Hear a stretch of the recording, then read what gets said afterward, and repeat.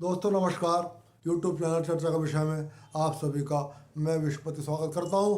दोस्तों दोनों ओर से जमकर पत्थर चले, कई लोग घायल हुए, पूरे शहर में अशांति फैल गई, भारी पुलिस बल की तैनाती हुई और अंततः स्थिति को नियंत्रण में करने के लिए राज्य सरकार ने मंदिर परिसर का अधिग्रहण कर लिया और एक रिसीवर की नियुक्ति कर दी है।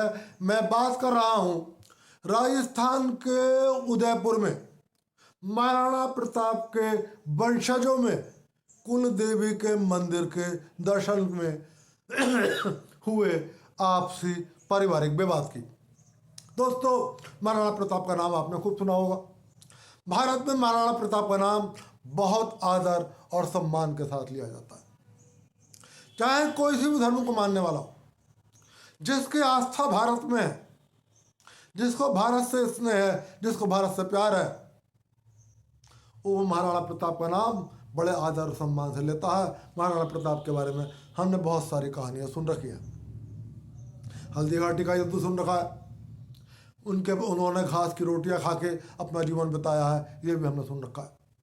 लेकिन यदि आज हम उनके परिवार में आपसी टकराव की खबर सुन रहे हैं तो दुख होता है। और परिवार के लोगों को, दोनों पक्षों को किसी भी तरीके से ये सोचना चाहिए कि वो जो विवाद पैदा कर रहे हैं वो महाराणा प्रताप की छवि को धूमिल कर रहा है। वो महाराणा प्रताप के नाम के आगे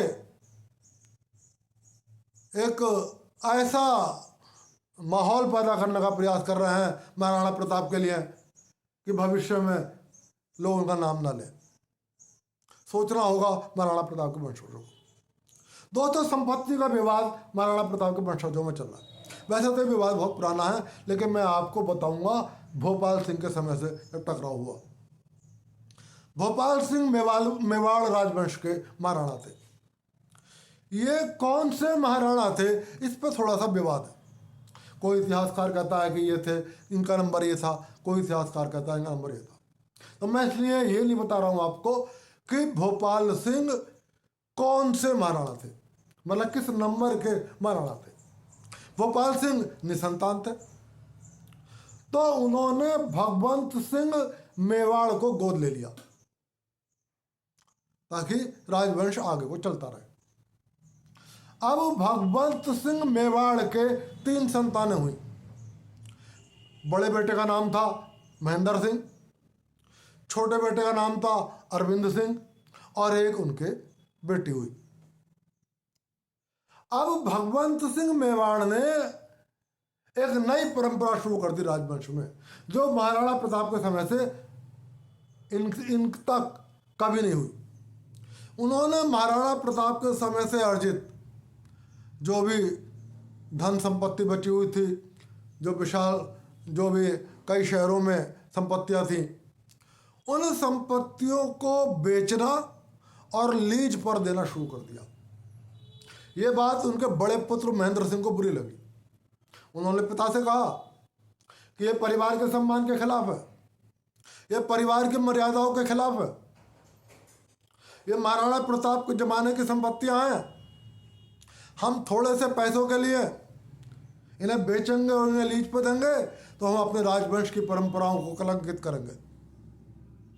कोई राजवंश गरीबी में नहीं जी रहा, राजवंश को धन की लालसा नहीं है, राजवंश का हर सदस्य बहुत आराम की जिंदगी जी रहा है और हम इस संपत्ति से जो प्राप्त इनकम है उसका एक हिस्सा अपने राज्य की जनता के हितों पर खर्च करने के लिए अपनी परंपराओं से बाध्य हैं।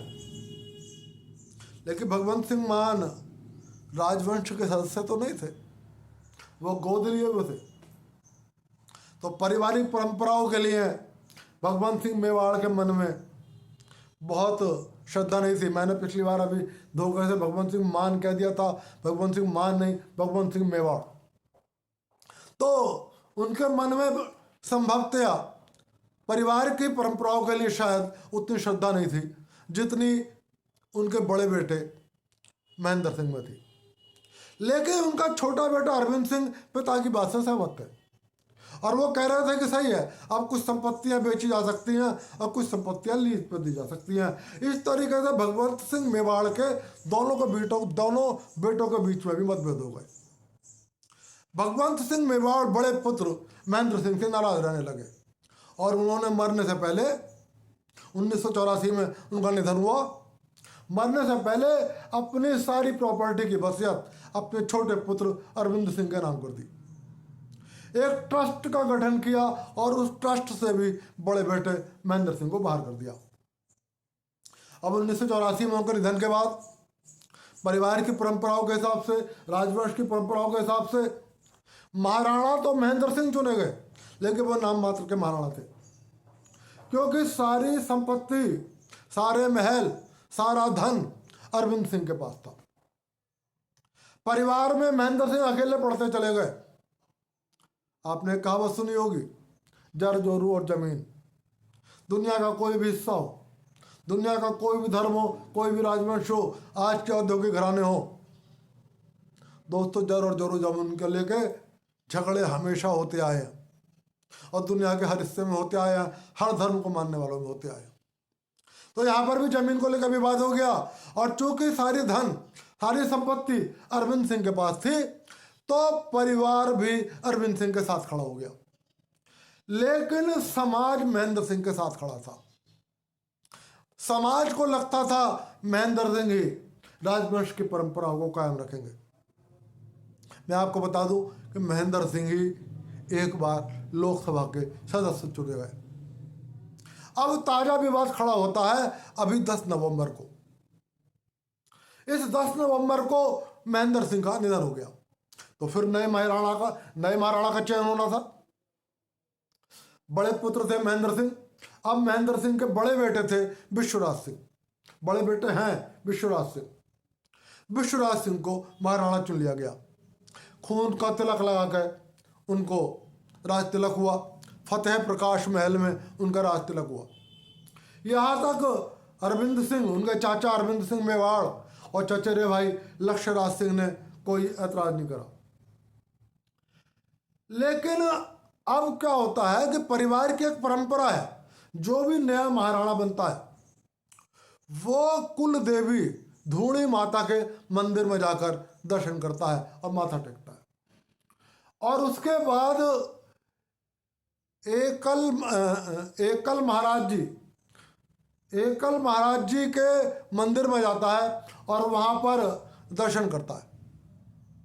और ये दोनों मंदिर सिटी पैलेस में स्थित है।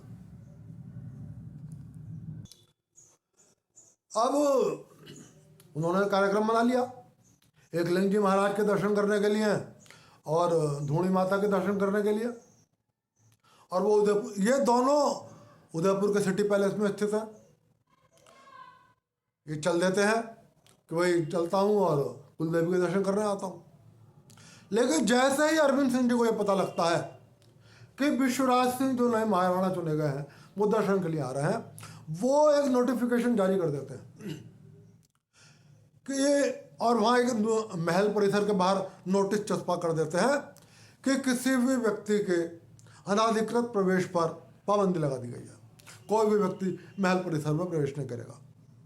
और जैसे ही विश्वराज सिंह वहाँ पहुँचते हैं, वहाँ देखते हैं कि सामने अरविंद सिंह जी के लोगों ने बैरिकेडिंग लगा रखी है और महल के द्वार बंद है। इस पर विश्वराज सिंह जी के समर्थकों में और अरविंद सिंह जी के समर्थकों में टकराव होता है और पत्थरबाजी होने लगती है। दोनों ओर से कई पक्ष घायल हो जाते हैं। पुलिस आ जाती है। पुलिस समझा बुझा के दोनों पक्षों को अलग करती है। विश्वराज सिंह जी कुर्सी डालकर वहीं बैठ जाते हैं और वो लगातार अरविंद सिंह जी और लक्ष्यराज सिंह, उनके पुत्र लक्ष्यराज सिंह के पास खबर भेजते हैं कि मैं किसी संपत्ति पर कब्जा करने नहीं आया हूँ, मैं कोई कब्जा लेने नहीं आया हूँ, मैं मात्र कुल देवी धूणी माता के दर्शन करने आया हूँ, जो परिवार की परंपरा है वो निभाने आया हूँ, और एकलिंग जी महाराज के मंदिर के दर्शन करने आया हूँ, आप मुझे दर्शन करने दें। लेकिन अरविंद सिंह जी और उनके पुत्र लक्ष्यराज सिंह इस बात के लिए तैयार नहीं होते हैं और वो मंदिर के कपाट नहीं खोलते हैं, महल के कपाट नहीं खोलते हैं। राज्य सरकार ने फिलहाल स्थिति को नियंत्रण में कर लिया है, मंदिर परिसर का अधिग्रहण कर लिया है और रिसीवर की नियुक्ति कर दी है। और विश्वराज सिंह जी ने कहा है कि अब संभवतः विवाद का निपटारा हो जाएगा और मुझे मंदिर के दर्शन मिल जाएंगे। दोस्तों, जनता के बीच जिस तरीके से महेंद्र सिंह जी लोकप्रिय थे, उसी तरीके से उनका पुत्र विश्वराज सिंह भी बहुत लोकप्रिय है। धन सारा अरविंद सिंह के पास है और उनके पुत्र के पास है, सारी संपत्ति अरविंद सिंह और उनके पुत्र के पास है, लेकिन समाज का समर्थन जिस तरीके से महेंद्र सिंह के पास था, उसी तरीके से उनके पुत्र विश्वराज सिंह के पास है। महेंद्र सिंह सांसद चुने गए, उनके पुत्र विश्वराज सिंह पिछले कई बार से राजस्थान विधानसभा के भाजपा के विधायक हैं। उन्होंने कांग्रेस पार्टी के 5 बार के विधायक सीपी जोशी को पराजित किया था और उनकी पत्नी भी भारतीय जनता पार्टी के टिकट पर संभवतः तीसरी बार सांसद चुनी गई है। तो ये बताता है कि महेंद्र सिंह और उनका परिवार को जनता का समर्थन है, हालांकि संपत्ति उनके पास नहीं है। कुल मिलाकर अरविंद सिंह जी को जनता का समर्थन नहीं है, लेकिन संपत्ति उनके पास है। महत्वाकांक्षा अरविंद सिंह जी की भी है। एक बार उन्होंने भारत के प्रख्यात ज्योतिषी बेजान दारूवाला से संपर्क किया था। उन्होंने अपनी किताब में लिखा था कि मैंने अरविंद सिंह जी के से संपर्क किया, अरविंद जी ने मुझसे संपर्क किया, उनका व्यापारिक भविष्य उज्ज्वल है। बोला राजनीतिक भविष्य की बात उन्होंने नहीं करी और उन्होंने सिर्फ व्यापारिक भविष्य की बात करी। व्यापारिक भविष्य निश्चित रूप से उज्ज्वल है, सारी संपत्तियां उनके पास है, अपार धन उनके पास है और कहते हैं कि विदेशों में भी कई होटल अरविंद सिंह जी और उनके पुत्र के पास है।